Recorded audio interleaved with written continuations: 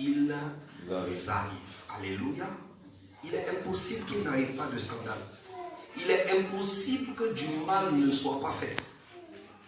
Mais malheur à celui par qui le mal est fait. En d'autres termes, s'il est impossible qu'il n'y ait pas de mal, il est possible de ne pas être l'auteur du mal. Alléluia.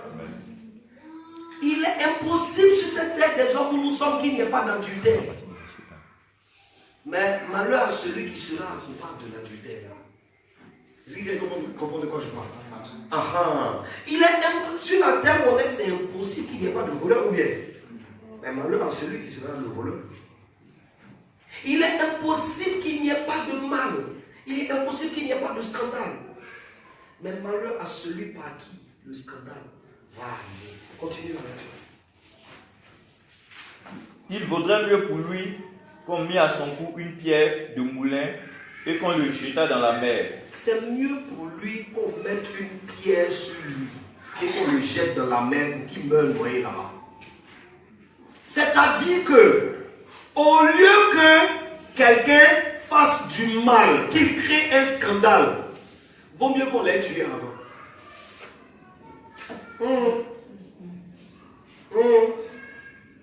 Laissez-moi faire cette parenthèse. Il y a des gens qui ont sincèrement cherché la face du Seigneur et qui ont donné leur vie à Dieu après avoir vécu des vies de scandale. Ils ont sincèrement donné leur vie à Dieu et Dieu leur a pardonné. Mais la maladie qu'ils avaient les a tués. Et nous avons pleuré, non mais Seigneur, si tu l'avais relevé, Seigneur, si lui il revenait, le témoignage que ça allait donner aux gens, le témoignage que ça allait donner aux gens, s'il revenait, il allait partir dedans encore. Il allait retourner à son vomi. Il allait retourner dans ses saletés. Il est sauvé. Écoutez-moi. Un jour, j'étais en train de prier et puis Dieu a parlé à mon cœur de quelqu'un que j'aime et qui m'est cher. Il n'y a pas longtemps, dans ces semaines-là, ça s'est passé. Et puis, j'ai reçu que cette personne avait été rappelée à Dieu. Et j'ai serré mon cœur en même temps. Je voulais prier en même temps pour faire prier pour quelque chose m'a retenu. Et puis le Saint-Esprit a mis une parole dans ma bouche. Et j'ai dit à Dieu, Seigneur, s'il meurt maintenant, il sera directement chez toi. Donc fais-le mourir en même temps. Mais si jamais, en mourant maintenant, il ne va pas chez toi, il va aller en enfer. Seigneur, pardonne-moi. Mais le Seigneur m'a fait comprendre que, attention, la bonne nouvelle, c'est pas je suis guéri. La bonne nouvelle, c'est pas j'ai l'argent. La bonne nouvelle, c'est pas je vis. Non, la bonne nouvelle, c'est le ciel m'est réservé et j'y entre. Quelqu'un me dit amen. Nous nous trompons sur la priorité. Je dis, hé, Seigneur, merci. Merci. J'allais me mélanger. Oh, tel danger te guette. Seigneur, est-ce que le danger là va te glorifier? Seigneur, ils sont en train de se préparer à me humilier. Seigneur, ils veulent me mettre dans la honte. Seigneur, la honte, ils veulent me donner là. Est-ce que ça va glorifier ton nom? Seigneur, ça va te glorifier. Donc, Seigneur, ils n'ont qu'à m'humilier encore plus. Christ est ma vie, l'amour m'est aimé. Qu'est-ce que vous avez choisi? De vivre pour la gloire de Dieu ou de vivre pour votre propre gloire? Qu'est-ce que nous avons choisi? Si nous avons choisi de vivre pour la gloire de Dieu, alors nous ne devons pas sauter dès que quelque chose se passe. Non, nous devons freiner d'abord pour dire attention. Seigneur, ça te glorifie? Oui. Ok. Donc je suis là. Maltraitez-moi, frappez-moi, insultez-moi. Seigneur, si ça ne te glorifie pas, le seul moment où le chrétien est autorisé à se battre, c'est quand Dieu dit, je ne suis pas d'accord.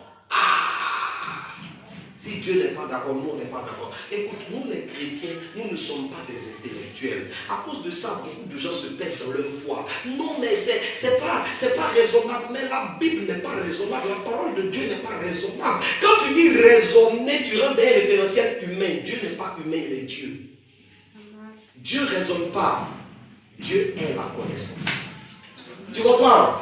Les gens qui raisonnent, c'est ceux à qui on enseigne la connaissance. Le raisonnement est ce qui permet de traduire la connaissance reçue en acte sensé. C'est ça le raisonnement. Dieu ne peut pas raisonner. Il ne reçoit pas de connaissance. Il est la connaissance. Dieu ne raisonne pas. Si je suis Dieu, je n'ai pas à raisonner. J'ai à obéir. Seigneur, tu dis quoi? On a qu'à faire comme ça. Bien pris.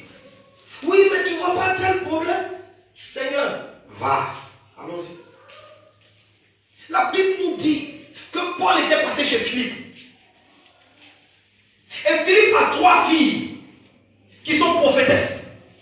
Ah, elles sont exceptionnelles dans leur façon de prophétiser. Quand elles prophétisent, tu ne peux pas. Dans le même temps aussi, il y a un grand prophète aussi qui est passé dans le même coin. Il s'appelle Agabus. Hey, quand il prophétise, c'est net, net, net. Le grand prophète, les trois prophétesses, eux tous ils ont regardé Paul. Ainsi parle l'Éternel. Si tu montes à Jérusalem, on va t'arrêter. Tu ne devras pas aller à Jérusalem. Quand dit que Dieu vous bénisse, mes frères et mes soeurs, la Bible dit de ne pas mépriser les prophéties, mais il faut les examiner. Écoutez-moi, ne méprisez pas les prophéties. Ne faites pas demain, vous allez être jugé par une prophétie. Ah, vous allez peut-être entendre quelqu'un qui va dire oui, lui, il est parti en enfer, voilà ce qu'il a vu, voilà ce qu'il a vu. Et quand tu entends ça, tu dis oh, c'est insensé. Ne te presse pas pour dire c'est insensé. Analyse la prophétie là d'abord.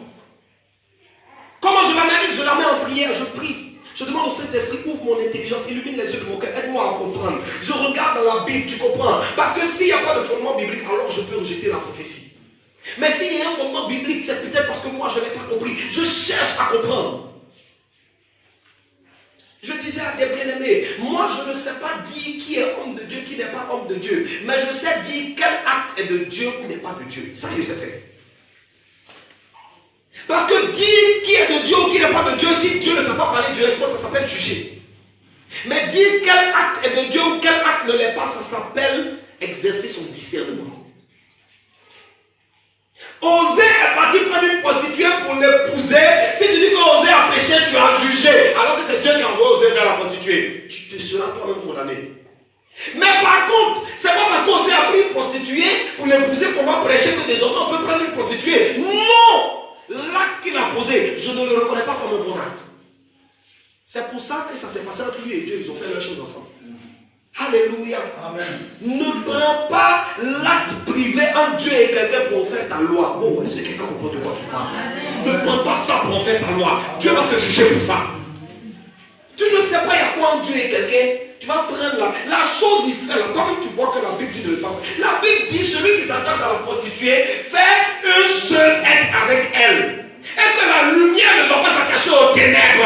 Pourquoi tu veux que je prêche que tu peux t'attacher à la prostituée? Je ne peux pas prêcher ça. Donc si on sait faire ça, je dis mais on sait pas à faire ça. Mais si on me dit ah tu vas oser égarer, j'ai dit ça il se battait. Moi je ne sais pas si oser égarer. Mais Dieu ne m'a pas dit oser égarer. Mais ce qu'il a fait, il ne doit pas faire ça. Quelqu'un me dit amen. Est-ce que tu comprends la différence dans la façon de marcher que chacun d'entre nous doit avoir? Le scandale peut arriver, mais malheur à celui par qui il va arriver. Malheur à celui-là. Demain, écoutez-moi, si un homme de Dieu n'est pas juste en train de poser un acte qui en fait est son intimité entre Dieu et lui, mais ce qui fait qu'il est vraiment en train de pécher, écoute-moi, la Bible dit il n'est pas ton serviteur. Il faut laisser celui qui l'a envoyé va le juger. Tu comprends? Ne perdez pas votre temps à regarder la vie des autres. Regarde ta propre vie. Oh, écoutez-moi, regardez vos propres vies. Arrêtez de regarder la vie des autres. Arrêtez de vivre votre vie chrétienne en fonction de regarde celle-là, regarde celui-là. Toi-même où tu es là, je te dis la vérité, ça ne va pas encore chez toi. Tu comprends pas? Ça ne va pas encore chez nous. Amen. Quand tu vois un homme de Dieu en train de regarder la vie des autres, c'est pas lui, c'est son travail. Il est payé pour ça. Ça fait partie des choses pour lesquelles on va valider son ciel. Toi, tu es membre. Valide pour toi. Valide pour toi. Valide pour toi. Et quand tu commences à grandir dans le Seigneur, alors maintenant, tu apprends à tirer les autres. Tu n'apprends pas à leur dire, Dieu va te condamner. Non, tu apprends à leur dire, ne reste pas dans ton vomi, ne reste pas dans ça là. Ne reste pas dedans.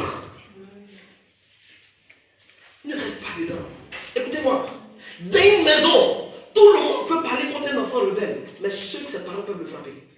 Aïe, aïe, aïe, aïe, aïe. Quelqu'un comprend de quoi? Ne vous y trompez pas. Tout le monde peut parler contre l'enfant qui se comporte mal. Il ne faut pas le frapper. Il ne faut pas le frapper. Tu seras surpris de la réaction de ses parents. Tu seras surpris de comment son père et sa mère vont honorer l'alliance du sang qu'il y a entre eux et l'enfant. Malgré que l'enfant s'est mal comporté.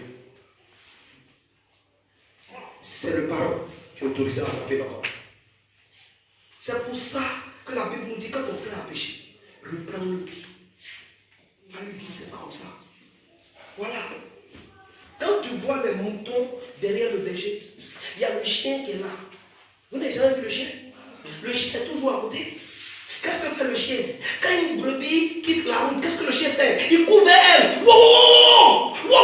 Il aboie, il prend la brebis, il la menace. Et puis la brebis court pour revenir dans le pâturage. Mais je dis, si le chien est garçon, il n'a qu'à mordre la brebis.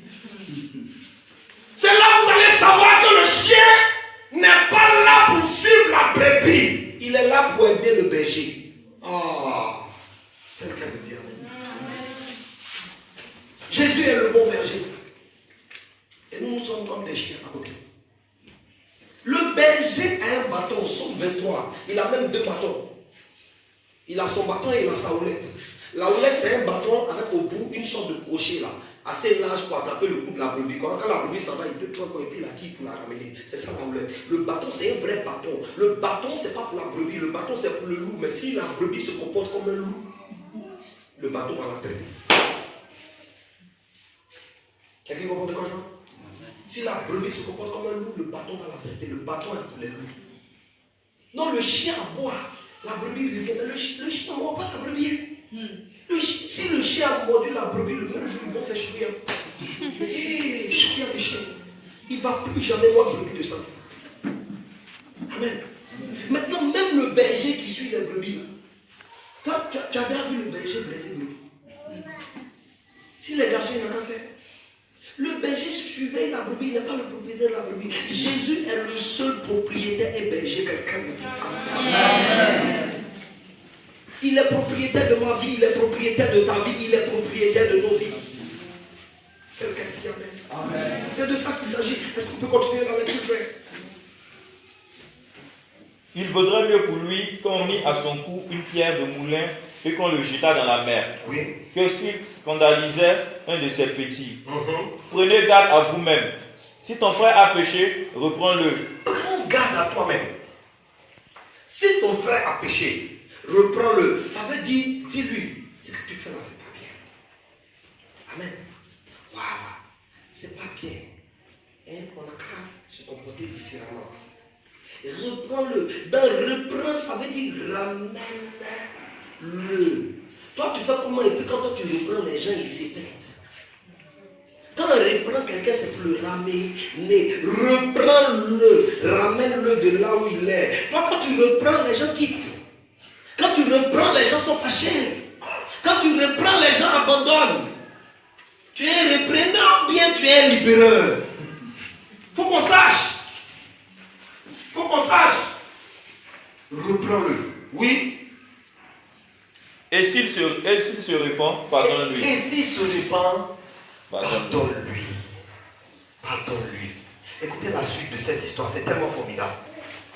Et s'il a péché contre toi 7 fois Il a dans péché un contre jour, toi 7 fois dans un jour. et que 7 fois il revienne à toi disant, je me répands, tu lui pardonneras. Tu lui pardonneras encore. Les apôtres disent au Seigneur, Quand les apôtres ont entendu ça, ils disent, Seigneur, attends, qu'est-ce que tu dis même? Jésus dit, il commence son texte en disant, le scandale doit arriver, mais malheur à celui par qui il arrivera. Faites le lien entre l'ensemble du texte biblique. Regardez, il dit, le scandale va arriver, malheur à celui par qui il arrivera. Il poursuit en disant, si quelqu'un pêche, reprends-le. En d'autres termes, attire son attention sur ce qu'il a fait qui n'est pas bien, mais donne-lui l'opportunité de revenir. Alléluia. Il dit, si jamais tu le reprends, quand il se répand, il faut que tu lui pardonnes. Si c'est contre toi-même qu'il avait péché, il faut que tu lui pardonnes. S'il a péché 7 fois contre toi dans un jour, il faut que tu lui pardonnes toutes les fois qu'il se répand. Amen. Et les disciples vont poser une question, mais avant d'arriver à cette question, je veux ramener encore à votre image l'autre volet du scandale. L'autre volet du scandale, c'est quand tu es la cause de la perte de ton frère. Voilà la chose sur laquelle Jésus voulait attirer notre attention. C'est pour ça qu'après avoir parlé du scandale qui doit arriver, il illustre ça en nous parlant de la nécessité pour nous de nous reprendre les uns les autres, d'apprendre à nous pardonner les uns les autres, à nous aider les uns les autres. Le scandale dont Jésus parlait, c'est quand ton attitude pousse quelqu'un qui a péché à renoncer à la foi. Jésus te dit, il y a des gens qui renonceront à la foi. Des gens vont abandonner le salut. Des gens vont abandonner leur assemblée. Des gens vont abandonner la main de Dieu. Des gens le feront. Il y en aura toujours. Je ne vais jamais oublier ce jour où le Seigneur m'a dit, mon fils, quand on me sert, on doit être comme un chirurgien qui sait qu'un jour, un malade va mourir sous ses mains. Est-ce que tu comprends? Un jour ou l'autre, quand tu vas venir opérer, quelqu'un va mourir sous tes mains. Tu ne vas pas réussir à sauver tout le monde. Il dit, il faut être préparé à ça. Mais par contre, il faut que le chirurgien ait fait tout ce qu'il peut faire pour que le malade soit sauvé. Afin de ne pas être coupable. Parce que si le chirurgien arrivait sous le bloc, même si la maladie du malade était insoignable, écoutez-moi, quelquefois il y a des gens qui disent, oh telle personne est insupportable, même si elle est insupportable, supporte-la. Si elle doit se perdre, elle n'a qu'à se perdre sans toi. Il y a des gens qui cherchent candidat pour les suivre en enfer. Ils cherchent quelqu'un qui va se perdre avec eux. Je vous dis la vérité. La personne est perdue, elle est égarée, elle te cherche pour la mettre, pour te mettre dans son bâton. Donc elle te provoque, il ne faut pas craquer d'air. Un jour, je parlais avec une soeur qui me parlait de la situation de son mariage. De son mari qui lui expliquait qu'il ne voulait plus d'elle, il en avait marre d'elle, qu'elle quitte sa vie. J'ai dit, ma soeur, si vraiment il en a aussi marre que ça, lui-même il n'a qu'à partir bien, il n'a qu'à mettre des barrages dehors et puis fermer la porte contre toi. Mais toi, assieds ton tabouret, assieds-toi. Il n'a qu'à parler jusqu'à ma vie. Faut pas le scandale va arriver par toi. Écoutez-moi, vous ne connaissez pas Satan. Satan va vous pousser à bout pour vous faire prendre la décision. Pourquoi? Parce que Satan ne peut pas envoyer en enfer quelqu'un qui ne dit pas j'ai choisi d'y aller. Satan ne peut pas t'envoyer en enfer. Satan doit vous pousser à bout. On vous pousse à bout pour le péché. On vous pousse à bout pour violer les lois de Dieu. On vous pousse à bout pour vous éloigner de la présence de Dieu. Il te pousse à bout. Il te met la pression. Et à un moment donné, la pression est telle que tu as des révélations dans la pression. Alors, est-ce que je prêche ça? La pression atteint un tel niveau que tu as des révélations.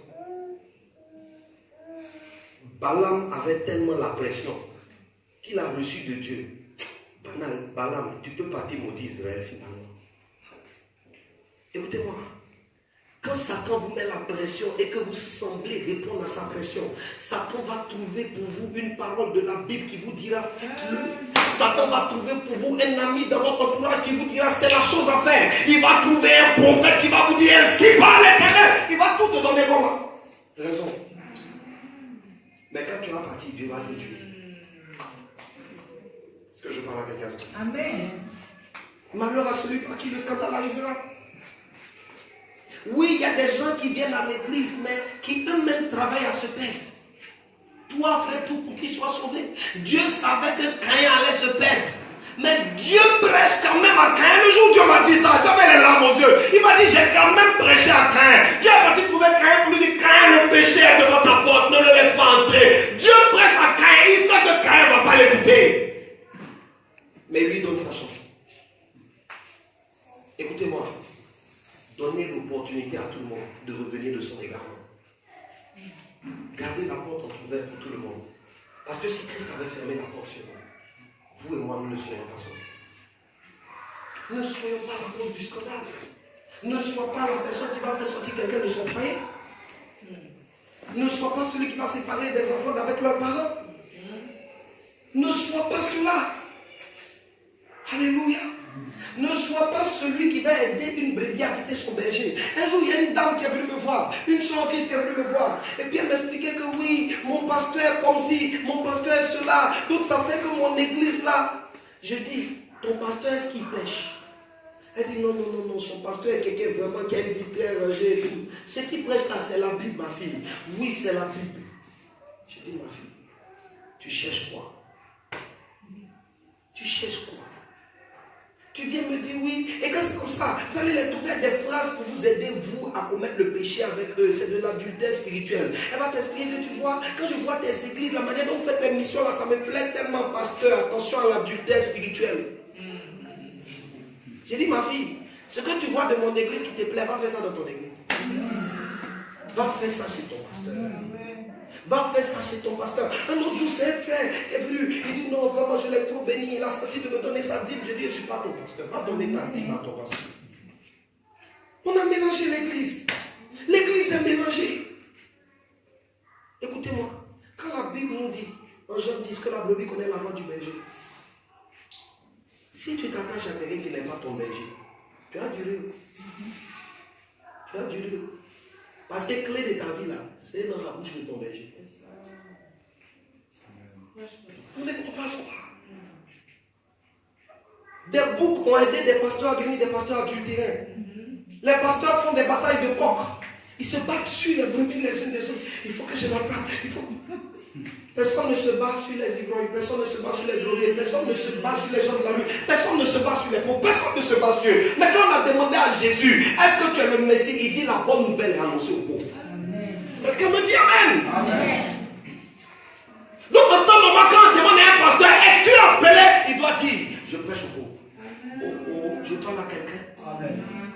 Quand on demande à un frère en Christ, es-tu né de nouveau? Il doit dire, je soutiens la veuve et l'orphelin. Dis-moi ce que tu réponds à ces questions-là. Je te dirai si tu es né de nouveau. Baptisé, confirmé, scéné. Ça c'est ton affaire. Il faut lire. Poursuivons. Est-ce que la parole fait bien quelque chose? Je prie que cette parole t'envoie plus loin dans les choses du Seigneur. Il faut que tu ailles plus loin. Il faut qu'on aille plus loin. Oui. Les apôtres disent au Seigneur, augmente-nous la foi. Dis au Seigneur, augmente-nous la foi. Alors, question. Jésus est en train d'enseigner sur la foi. Est-ce que Jésus enseignait sur les épreuves? Est-ce que Jésus enseignait sur les problèmes de la vie? Est-ce qu'il enseignait sur le ciel? Jésus dit, si quelqu'un te provoque 7 fois par jour, et que chaque fois il te demande pardon, il faut lui pardonner. Si quelqu'un se comporte mal, ne le regarde pas dans son mauvais comportement-là, aide-le à en sortir. Il faut te mettre à la place de... Les disciples écoutaient jusqu'à... Ils disent, Jésus, il faut nous augmenter la foi. Alors je me pose une question, qu'est-ce qu'ils ont entendu que nous n'avons pas entendu? Qu'est-ce qu'ils ont entendu dans cet enseignement-là? Et je veux vous dire ce que le Saint-Esprit m'a fait comprendre. Regardez, le problème n'est pas simplement de pardonner. Quand Jésus a dit aux disciples, voilà comment il faut se comporter. Parce que sinon, celui qui emmène le scandale, en d'autres termes, celui qui par son attitude fait perdre une âme, mieux vaut pour lui qu'il n'ait jamais vécu ou bien qu'il soit mort avant que ce jour-là ne se soit passé. Ils ont compris qu'il faut de la foi pour obéir à la parole de Dieu. Amen. Parce que ce que Jésus demandait là, c'est une totale obéissance à sa parole. Il faut de la foi pour obéir à la parole de Dieu. Il faut de la foi quand 2 personnes se sont remariées et que leur remariage n'est pas conforme aux lois de la Bible. Il faut de la foi pour se séparer l'un de l'autre. C'est de ça que les disciples parlent. Il faut de la foi. Il faut de la foi aussi pour le frère qui est à côté, pour le pasteur qui est à côté, pour l'ami qui est à côté, afin de pouvoir annoncer à l'autre son péché. Il faut de la foi pour ça. Il faut de la foi pour renoncer au plaisir du monde. Il faut de la foi pour ne pas courir derrière l'argent. Le Seigneur me parlait. Il dit, vous pensez que c'est une histoire de j'ai décidé. Bon, depuis vous décidez là, vous êtes arrivé où à vos décisions. Ce n'est pas une question de décision simplement. Oui, à tes résolutions, le succès répondra. Mais ce n'est pas ta résolution qui fait le succès. Ce n'est pas ta résolution qui fait le succès. Il faut de la foi pour qu'une femme qui a passé 20 ans en concubinage avec un homme qui dit moi il ne paye pas d'autre. Il faut de la foi pour qu'elle soulève ses bagages pour dire mon frère, mon ciel est mieux. Il faut de la foi. Vous pensez que c'est une histoire simplement de je crois? Non, hein? Il faut de la foi. C'est de ça que c'est ça les disciples ont compris. Ils disent, oh, en fait, pour te suivre là, on a compris maintenant. En fait, avec toi, il n'y a pas que miracle. Il n'y a pas que guérison. Il n'y a pas que délivrance. Il n'y a pas que promotion. Il n'y a pas que voyage. Avec toi, il y a aussi la parole à laquelle il faut obéir. Amen. Il faut de la foi pour qu'une jeune fille s'habille comme une vieille go pour ne pas paraître sexy. Oh, j'aime le message que je prêche. Il faut de la foi. Il faut de la foi. J'ai envie de demander à quelqu'un, si s'il veut compléter. Il faut de la foi. Au quotidien, pour obéir à la parole de Dieu, il faut de la foi. Alléluia. Amen. Il faut de la foi pour passer des heures de prière à prier quelqu'un qu'on ne voit pas. Il faut de la foi. Sinon, quand tu rentres, tu commences à prier 10 minutes. Satan même te demande, tu fais quoi? Toi seul aussi, tu te demandes, tu fais quoi? Je comprends pourquoi certains mettent statue devant eux. Et puis ils ne comprennent pas que c'est une abomination. Ce n'est pas leur faute, il faut de la foi. Statue là au moins il touche. Tu sais, l'homme croit en ce qui touche. Quand l'homme touche, il dit c'est que c'est ça. Alléluia. Heureux ceux qui croiront sans avoir vu. Il faut de la foi pour renoncer à ton voyage sur la France. Quand tu as eu la bourse d'études et que Dieu dit, je ne t'ai jamais dit que je te voulais là-bas. Il faut de la foi pour dire je ne vais plus. Tu vois, quand on te donne les exemples de la vie, tu vois que ce n'était pas la faute des disciples. Pierre, lui, pensait à sa situation. Au cas où vous ne le sauriez pas, Pierre était nerveux, Jacques aussi était nerveux. Pierre était nerveux, Jacques aussi était nerveux. Pierre a regardé Jésus. Il dit, quand quelqu'un te provoque, tu dois lui pardonner combien de fois? Jésus dit, il faut le pardonner 7 fois, 77 fois. Pierre dit, Jésus, mais s'il fait exprès de te provoquer, Jésus dit, pardonne-lui. Pierre, en temps normal, ça ne reste pas. Pierre va le frapper, ça ne reste pas à l'extérieur. Pierre dit, mais il faut de la foi, hein. Tu comprends? Il faut de la foi. J'ai entendu parler de cette histoire. La première fois, c'est le pasteur de l'église du Fagé qui m'avait parlé d'un film. Un monsieur, un pasteur merveilleux, qui faisait tout pour ne pas manquer son ciel. Le mois prochain, pendant le mois de mars, le Seigneur m'a dit de prêcher sur conserver son salut. Ce mois-là, on va partager tout le mois sur les langages de l'amour. Pendant le mois de mars, on va prêcher tout le mois sur conserver son salut. Amen. Cet homme, il vivait tout comme Dieu veut. Mais sa femme était tout comme Jézabel veut. Ah, je vous dis, il y a des gens qui sont au bout de Satan. Il y a des gens, quand Satan les voit, il dit merveilleux, merveilleux. Bellissima. Tu comprends, il y a des mots que Satan félicite. Bellissima. Oh! Je disais à un moment, parenthèse dans la parenthèse, je disais à un moment, il y a Rihanna qui devait aller au Sénégal. Oh, les chrétiens. Les chrétiens, heureusement, on a la grâce. Sinon, Dieu allait nous gifler comme c'est pas possible. Rihanna devait aller au Sénégal. Les imams ont appelé le président pour lui dire si les garçons n'ont qu'à la laisser venir. Que la façon de se comporter de cette femme et ses vêtements ne correspond pas à leur pays. Elle ne peut pas venir chez eux. Hein? Chrétiens peuvent faire ça. Les chrétiens, ils seront à l'aéroport. Rihanna, Rihanna, Rihanna.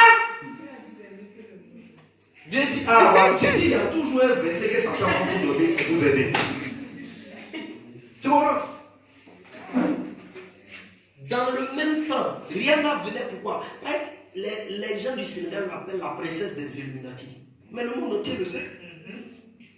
Rihanna a dit officiellement, elle ne s'est pas cachée. Rihanna dit, elle est la femme du diable. Jésus dit, lui, il est en alliance avec le diable. Lui a donné sa vie. C'est fini. Ça, là, ce n'est pas afin de Noah prier pour leur conversion. Non, hein, ils ne sont pas égarés. Ils ont choisi. Voilà, ils sont dans leur pacte. Elle devait venir dans un temps où il devait y avoir la réunion des francs-maçons au Sénégal. Les imams ont informé leur président qu'ils ne veulent pas de cette réunion-là chez eux.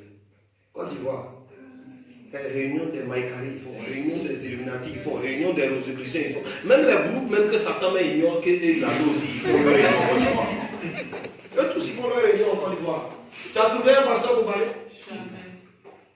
Quand la bataille des homosexuels a commencé, quand les homosexuels disent qu'ils veulent se marier, ainsi de suite, c'est l'église catholique qui s'est levée, c'est les évêques qui se sont levés pour dire jamais tu as trouvé un pasteur qui s'est levé. Il ne faut pas dire ça et puis ils vont quitter l'église. L'église, c'est le sien. Donc si tu viens à l'église, tu viens avec les attitudes qui plaisent à Dieu. Bon, j'ai fermé la parenthèse. Donc on revient dans la première parenthèse qui était ouverte. Le frère, le pasteur, qui avait la femme au goût de Jézabel, il s'est dit qu'il est déjà marié. Et c'est normal. Et s'il n'a pas discerné dans la vie de la soeur, on n'a pas fait quoi? Un jour. Oh, j'aime ouvrir les parenthèses dans les parenthèses. Non, je l'aime pas toujours. Parce que je ne prêche pas par l'intelligence, je prêche par l'Esprit de Dieu. Amen. Donc je peux ouvrir 15 000 parenthèses, je vais les refermer les unes après les autres. Amen. Un jour, j'étais parti rencontrer une maman pasteur que je connais bien, que j'aime beaucoup. Et puis il y avait un pasteur qui était chez elle. Et puis elle me dit, homme de Dieu, tu es bien arrivé, parce qu'elle sait un peu. Ma position, c'est telle chose. Elle dit, le pasteur est en train de parler du fait que oui, il est sa femme, mais sa femme est une sorcière, il veut la quitter. J'ai dit, pasteur, tu étais pasteur avant de la rencontrer, ou bien c'est après que tu es devenu pasteur. Il dit, il était pasteur avant. J'ai dit, toi, tu ne voyais pas clair. Non, dites-moi, toi, tu viens dans cette demande des gens, toi, tu n'as pas vu pour ta propre femme. J'ai dit, pasteur, mariage là, je vais t'expliquer, selon la Bible, tu as pris, c'est volé. Si tu as pris, c'est pour toi. Alléluia. Amen. Tu as pris, tu connais dedans. Ce que tu vois dedans, mon frère, il faut garder. Non, non, non, non, non. Je sais maintenant que ce n'était pas la volonté de Dieu. Mon frère, quand Israël a fait alliance avec Gabaon, ce n'était pas la volonté de Dieu. Mais Josué et Caleb ont dit, parce que nous, notre oui était sincère. Quand eux, leur oui était une tricherie, on ne peut plus annuler le contrat. Des années plus tard, la Bible dit, Saül avait tué les Gabaonites. Israël a été frappé par Dieu. Les Gabaonites ne sont pas un peuple de Dieu. Ils ont menti à Israël pour faire alliance avec Dieu. Mais Dieu n'a pas autorisé à briser l'alliance. Parce que nos oui sont oui. Nos non sont non.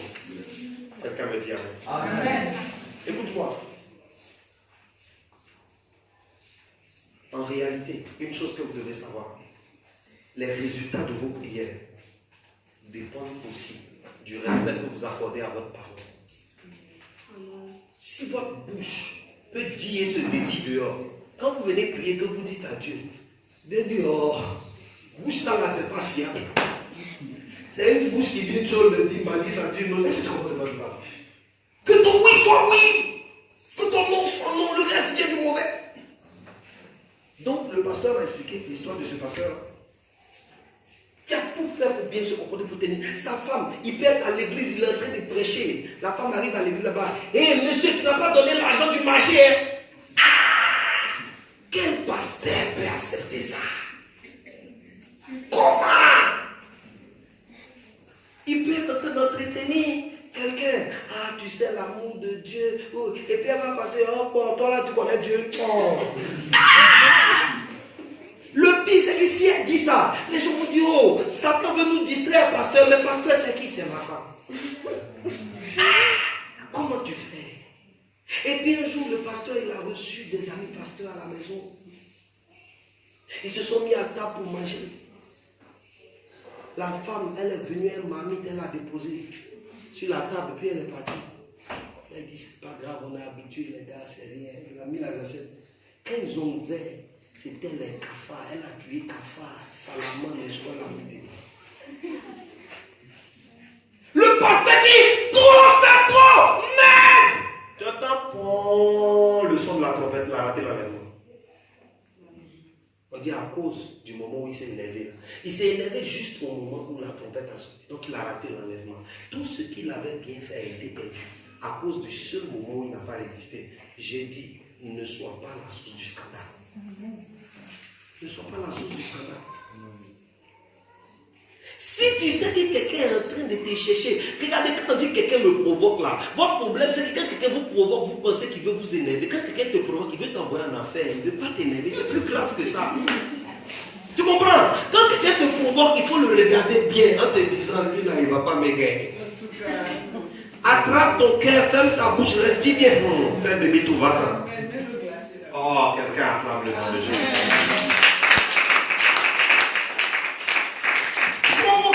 C'est invitation pour l'enfer. Injure, c'est invitation pour l'enfer. Même quand quelqu'un te critique, c'est invitation pour l'enfer. Ben, si tu réponds quand la trompette a sonné, on dit, oh, elle fut pieuse. Il fut pieux. Tu sais pourquoi on parle au passé? Mais tu as perdu ton âme. Quelqu'un comprend de quoi je parle? Tu as tout fait pour t'habiller comme Dieu veut mais juste pour ce rendez-vous-là. Mais si le gars là, il ne voit pas ta cuisse, ce n'est pas celui qui te demande en mariage. Tu vas juste te plaquer un peu. Comme ça, quand tu vas te marier, c'est comme le témoignage à l'église. Le jour où tu vas porter le seul plaqué de une fois. Quand tu as fini de porter net, la trompette a sonné. Toi et ton plaqué, vous êtes là. Il y a des gens, je vous dis, regardez, je vous dis, hein, sans révélation aucune, ça c'est pas déduction. Je vous dis, quand l'enlèvement va se passer net, le premier phénomène qui va arriver à la terre, c'est que la terre va entendre les enfers rire. De toute façon, Satan va rire. De toute façon, les démons vont rire. Les gens qui prient devant la statue va éclater de rire. Donc tu es resté. Je vous dis. Les gens qui travaillent à leur fétiche, le courrier va commencer à rire. Que féticheur, toi tu es vraiment insensé, tu es resté. Est-ce que vous savez que même les démons souffrent du mauvais traitement de Satan? Satan est vraiment mauvais. Hein? Satan est vraiment mauvais. Les démons vont commencer à rire. Que vous êtes resté. Tu comprends? La terre va commencer d'un grand rire. Après, ils vont vouloir faire durer le suspense. Après ce grand rire, ils vont autoriser tous les plaisirs. Donc finalement, tu vas te dire, mais c'est pas plus mal d'être resté. Ils vont autoriser tous les plaisirs. Et puis au fur et à mesure, leurs démons vont commencer à apparaître maintenant. Parce que l'abîme dit, le grand abîme sera ouvert.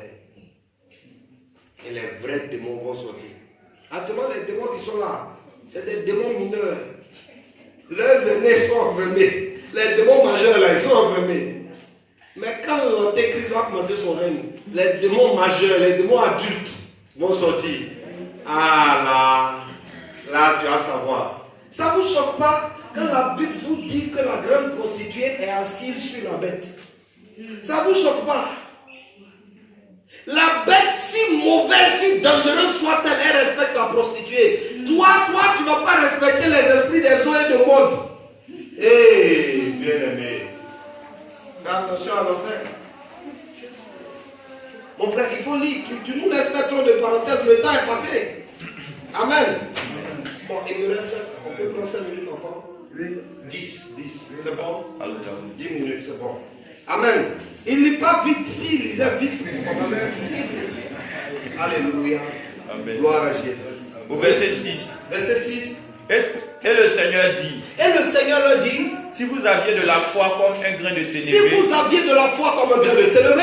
Vous diriez à ce sycomore. Vous diriez à ce sycomore. Déracine-toi. Déracine-toi. Et plante-toi dans la mer. Plante-toi dans la mer. Et il vous obéirait. Et le sycomore vous obéirait. Alors, première chose que Jésus nous apprend en réponse qu'il donne à ses disciples. Premièrement, contrairement à ce que vous pensez, quand vous voyez un miracle, le miracle n'est pas le résultat d'une grande foi. Je reprends. Est-ce qu'un arbre qui se décolle seul du sol, c'est quelque chose d'extraordinaire ou pas? Hein? Un arbre qui sort seul du sol, c'est extraordinaire ou pas? Qui s'en va se jeter dans l'eau, c'est extraordinaire ou pas? En plus, c'est parce que quelqu'un lui a dit de le faire que l'arbre fait ça. C'est extraordinaire ou pas? C'est un vrai grand miracle. Jésus dit, une foi comme une graine de sénévé peut produire ça. Donc Jésus est en train de nous délivrer, nous tous, sur notre notion de la foi. C'est pour ça que je prêche, augmentons notre foi. Mais en vérité, le fond de ce message, c'est si tu savais utiliser déjà le peu de foi que tu avais, tu aurais déjà des résultats. Amen. Une petite foi déplace déjà les arbres et les montagnes. Ce n'est pas, quand vous voyez des gens faire des miracles, quand vous voyez des manifestations, vous dites ça c'est un homme de foi. C'est une petite foi qu'elle a. La grande foi n'est pas manifestée dans les miracles. La grande foi est manifestée dans l'amour. Oh. Pour pouvoir pardonner à quelqu'un qui t'a maltraité, c'est là-bas on voit la foi. Est-ce que tu comprends? La foi qui fait lever les paralytiques est plus petite que celle qui fait pardonner à celui qui t'a blessé. Amen. Laissez-moi vous prêcher la vérité de l'évangile. La foi qui fait pardonner aux gens qui t'ont maltraité, elle est plus grande que la foi qui fait ressusciter les morts. La foi qui fait aimer ce que personne ne peut aimer, elle est plus grande que la foi qui construit les yeux. Vous comprenez de quoi je parle? Vous vous trompez sur la taille de la foi. Les miracles sont causés par de petites foi. Et l'amour est causé par les grandes foi. Qui sont les hommes de foi? C'est ceux qui aiment. Acclame Jésus pour toi. C'est de ça qu'il s'agit. Et rien d'autre. C'est pour ça que la foi de Jésus est inégalable. Parce que Jésus a tellement de foi qu'il l'a manifesté en donnant sa vie pour nous. C'est pour ça que Jacques dit les œuvres de la foi, c'est de faire du bien à son prochain. Vous comprenez maintenant? C'est pour ça que Paul dit, la foi plus grande que les dons, c'est l'amour. Vous comprenez? Vous êtes en train de négliger quelque chose qui est dans votre vie et qui est déjà fort. Or, tout ce que tu méprises ne produit plus chez toi. Vous vous plaignez de ce que votre foi n'arrive pas à faire voler les chaises. Mais vous ne vous rendez pas compte que votre foi arrive à s'occuper des déshérités. Et que cette foi est suffisante pour que si vous demandez à Dieu, il puisse vous répondre favorablement. Vous vous trompez dans votre guerre. Vous vous trompez dans votre compréhension des Saintes Écritures. Vous vous trompez à courir derrière les miracles. Non, regardez l'amour que Dieu vous fait manifester. C'est suffisant pour tout posséder. Quelqu'un me dit amen. C'est pour ça que la vraie religion, la religion pure et sans tâche, consiste à prendre soin de la veuve et l'orphelin. Pourquoi? Vraie religion signifie vraie foi. Oh, ne me dites pas que je gaspille ce que je prêche. Vraie religion, c'est vraie foi. Vraie foi, c'est vrai amour. Dis à quelqu'un, montre-moi ton cœur. Je connaîtrai la taille de ta foi. Amen. Il y a plus de foi à recevoir un fou chez soi qu'à imposer les mains à un fou et puis dire. Qu'est-ce que c'est ça? C'est ça? Amen. C'est ça? Amen. Guérir là, c'est bien. Mais le garder chez toi dans sa folie là, c'est son appel, j'ai la foi. Ouais, guéri là, il est guéri, c'est fini. Mais quand il dort chez toi, matin tu vas venir ouvrir la porte du lieu où tu l'as gardé, il y a un petit cadeau qui t'attend dedans là-bas. Tu connais les cadeaux des fous? Le cadeau est là, tu sais de quoi je parle, je ne peux pas dire le nom, tu sais de quoi il parle. Le cadeau est là, et puis il est assis dedans. Dès que tu ouvres la porte, il lance aussi sur toi. Tu vas voir. La foi va du mieux. Alléluia. La foi c'est du mieux au bout. Tu vois donc que quand tu commences à t'élever, c'est ta foi qui a du mieux. Tu vois, ta foi quitte là un coup. Il y a quelques années, j'ai connu une soeur. La soeur, elle est franchement irritable. La soeur est envahissante. Est-ce que vous savez c'est pas quelqu'un d'envahissant?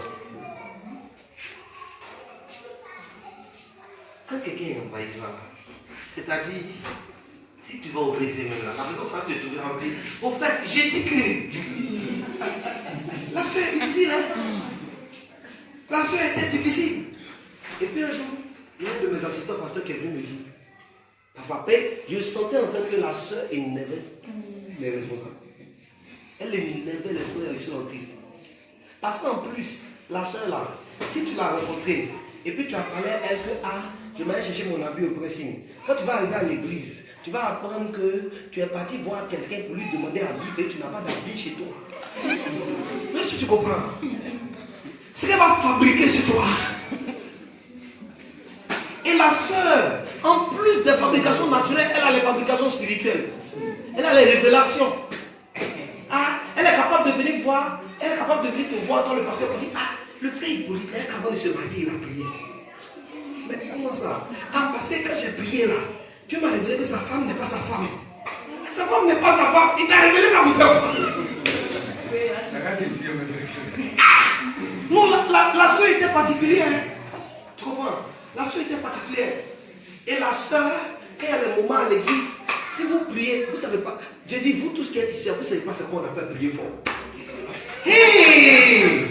Quand la soeur commence à prier comme ça, j'ai dit, même si tu pries fort, tu commences à prier doucement. J'ai dit un jour, une pasteur est venu. Il dit, papa, comment tu la supportes?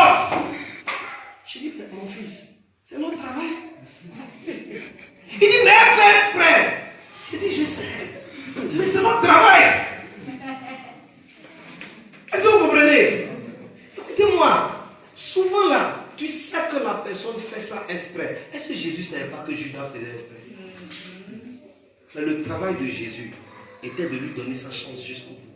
Écoutez-moi, donnez-lui la chance aux gens jusqu'au bout. Amen. Ne laisse pas quelqu'un t'entraîner en enfer. Amen. Alléluia. Amen. Je vais donc conclure ce matin avec cela.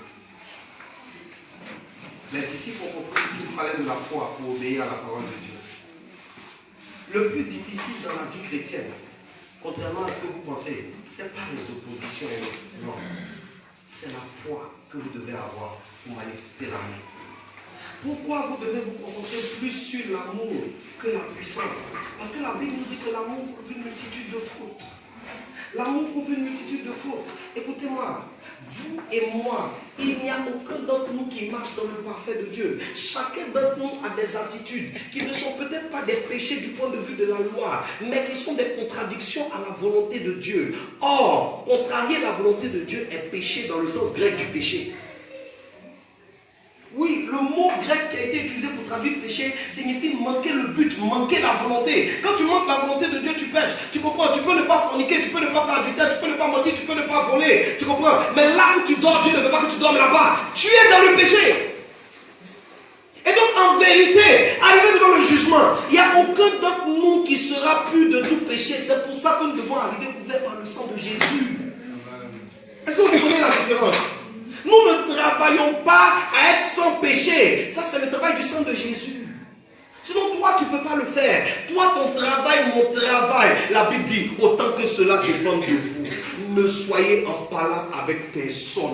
Ne devez rien à personne si ce n'est l'amour. Ton travail, mon travail, c'est d'aimer. Ce matin, le message que Dieu m'a envoyé prêcher, c'est concentre-toi sur l'amour au lieu de te concentrer sur la vie.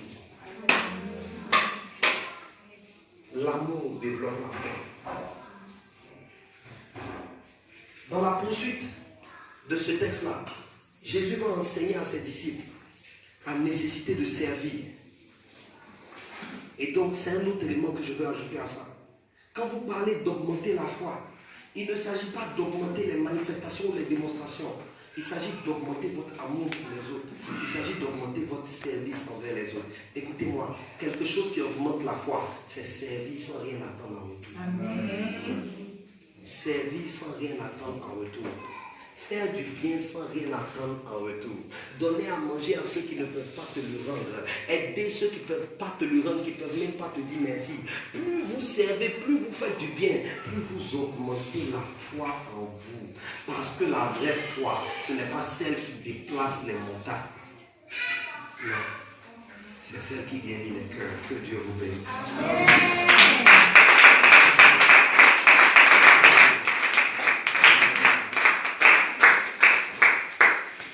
Alléluia. Est-ce qu'on a préparé la Sainte Seine? La Sainte Seine que nous allons prendre ce matin, tu dois la prendre avec un seul objectif: manifester la vraie foi. La foi qui fait éveiller la tête. Amen. La foi qui fait renoncer au péché. La foi qui fait témoigner l'amour. La foi qui fait servir fidèlement. Amen. C'est dans cet esprit-là que tu dois prendre la Sainte Seine. Alléluia.